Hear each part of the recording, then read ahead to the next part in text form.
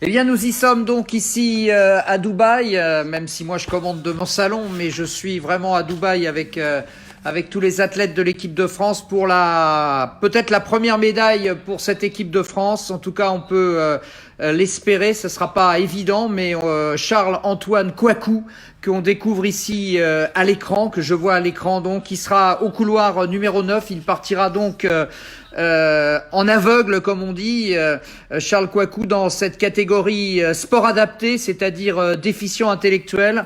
Et il a fait hier un superbe 400 mètres en série qui peut lui autoriser, pourquoi pas, d'aller chercher le podium. Ce sera compliqué, il y aura juste devant lui, juste derrière lui, Rengifo, le Vénézuélien, qui est à peu près dans les temps de Charles. Et puis au couloir numéro 7, on aura Colorado Mina, l'Équatorien, qui lui a réalisé son record personnel cette année en 47 secondes et 96 centièmes.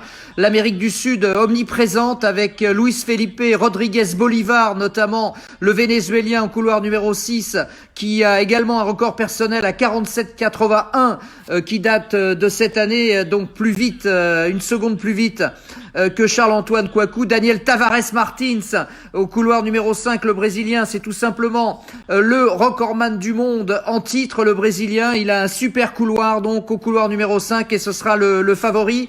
Au couloir numéro 4, encore un Équatorien, Damian José Carcelens Delgado, qui a également un record personnel inférieur à celui de Charles-Antoine Kouakou. Vous voyez que ça va être compliqué. L'Espagnol Rodriguez Ramirez sera au couloir numéro 3. Il y a trois Européens exactement dans cette finale. Et le troisième et dernier Européen, eh bien, c'est celui qui sera au couloir numéro 2, Artem Muratov, le Russe.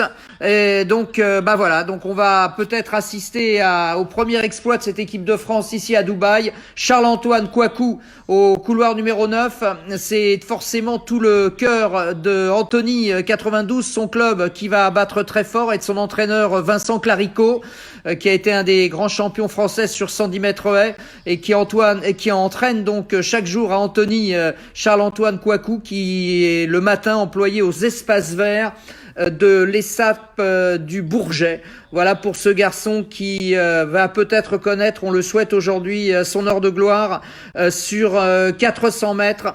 Et évidemment, le réalisateur, lui, s'attarde, et c'est normal, sur Tavares Martins, le Brésilien qui détient le record du monde. Il l'a établi au mois d'avril cette année chez lui au Brésil, à São Paulo, avec un record qui est inférieur à 47 secondes. Alors apparemment, un problème au départ. Je pense pas que ce soit un faux départ, mais je pense que le jury a demandé à tous ces athlètes de se replacer.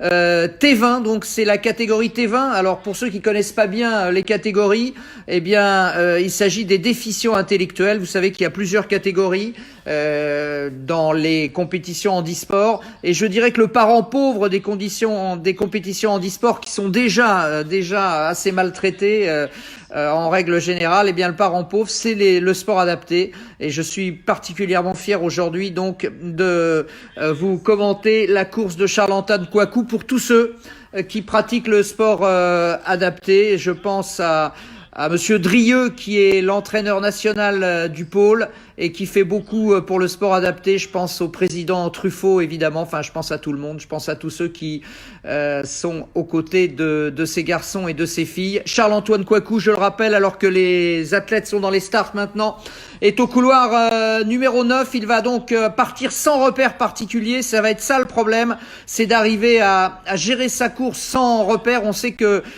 c'est aussi là que s'exprime la déficience intellectuelle, c'est-à-dire la difficulté à adopter un tempo régulier sur le 400 mètres, à ne pas se mettre directement dans le rouge. Voilà, c'est parti pour cette grande finale du 400 dans la catégorie T20, donc, avec un grand favori, le Brésilien Tavares Martins. Mais pour l'instant, Charles-Antoine Kouakou, qui a pris un excellent départ. Est-ce qu'il n'est pas parti trop vite? En tout cas, il est parti très très fort, Charles. Là, il est en train de faire un remarquable 200 premiers mètres. Le problème, c'est qu'il faut tenir jusqu'au bout, évidemment. Charles-Antoine Kouakou, pour l'instant, toujours parfaitement placé, alors que là, ses poursuivants sont en train de revenir à sa hauteur. On va rentrer Dans le dernier virage, Charles-Antoine est en train de piocher un peu, alors que Tavares Martin, le Brésilien, est parti pour s'imposer. Charles-Antoine qui va vraisemblablement terminer 5 ou 6e. Victoire en tout cas du Brésilien, je regarde dans un excellent chrono, 47-63, et Charles-Antoine Kouakou qui doit terminer 5e de cette finale et qui a peut-être présagé de ses forces parce qu'il avait pris un départ absolument canon.